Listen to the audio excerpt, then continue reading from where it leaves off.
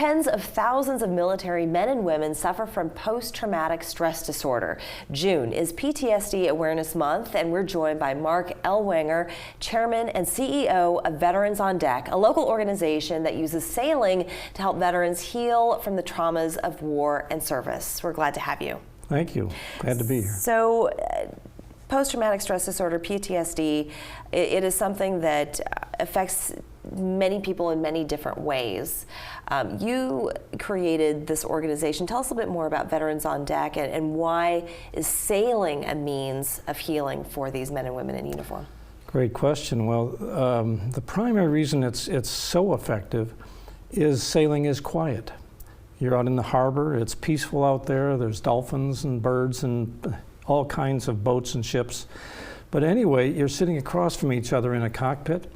So while you're boat sailing, you're facing someone else, and it gives the perfect opportunity to talk to each other quietly, to tell your story and to listen to their story.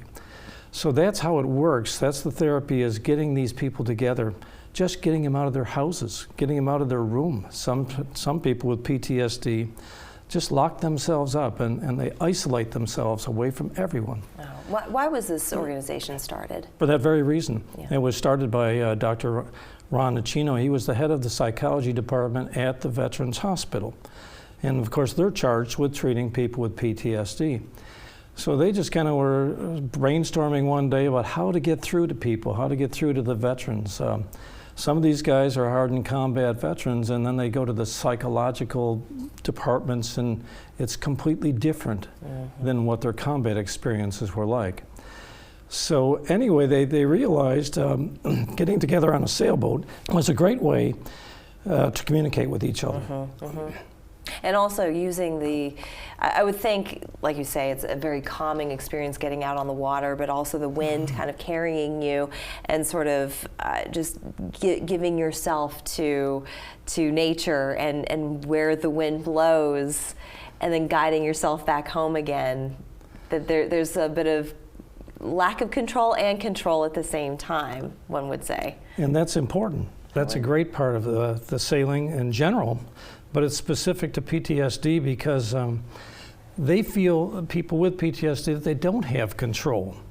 And in sailing a boat, particularly if they're new to it, they do not have any control, so they have to rely on their fellows on the boat, their other crew members, to keep them safe and to keep them upright, because the wind wants to lean you over a long way, and that's foreign to a lot of people. So many of the people we take out have never been on a sailboat before in their lives, so it's a whole new experience. So they're putting their trust in us, and that's hard for someone with PTSD to do. So just getting them out is a great part of it, but then putting them in that situation and inviting them to participate. So we don't ask them to sit there. We actually don't ask them to do anything. They're welcome to just sit there and enjoy or participate. And we find after they've come out once or two times, they're out there pulling the lines, they're trimming the sails, they're steering the boat, and they're doing all of those things, which gets them away from the PTSD. What has been the feedback from people who have gone through this program and come out on the other side? We've had tremendous feedback. A lot of our clients get deployed to get engaged in their combat units or in their regular units. And anyway, some of them will come back to Charleston and stop by and know our sails and come out and sail again. And that's when they can tell us how effective it's been for them, how important it was to them. And we've had people come back and said that this program has saved our lives. Literally saved their lives, because it took them out of that isolation, got them to speak with each other and begin to trust other people again. Well, here's a number for our viewers. So it's an all-volunteer, nonprofit organization. You have helped an average of 300 veterans per year through this program. That's right. That's a lot. Well, we have 4 sails each week, and 52 weeks. We sail year-round, so we're sailing in the winter, the summer. The summer's the hardest because it's so hot sometimes, but we have that opportunity to take a lot of people out. We've got 2 boats right now. We've got a 32-foot Wiley and a 28-foot Ketch. And what's unique about both of these boats, they have large cockpits. And this helps us put a lot of veterans together with other veterans. And what I also like is that you have a mixture of days for men, days for women, and then where the two come together, and it's a co-ed experience. So Tuesdays and Wednesdays, Tuesdays are men, Wednesdays are ladies, and so on and so forth. So just real quick, how did you get involved in this organization? Well, I got involved by watching a spot on TV, a news spot about it, and I said, gee, no, I could do that. I could volunteer my time and my energy, and I know how to sail, so I thought it was a great match. And over again, our volunteers find us the same way, or else they come out maybe as a veteran and sail with us, and they decide that they want to participate.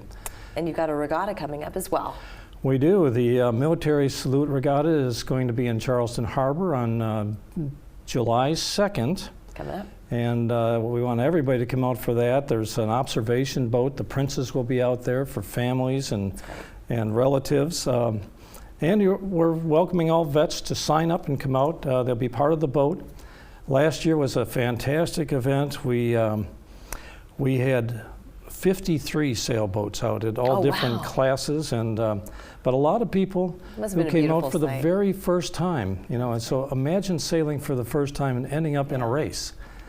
That's pretty remarkable when you think about it. So we're going to do that again this year, and that's going to be a great event for our veterans. Appreciate that, Mark. Well, for anybody who wants any more information and for volunteer opportunities, you can visit their website, which we'll provide as well. I want to thank you so much for joining us. Thank you.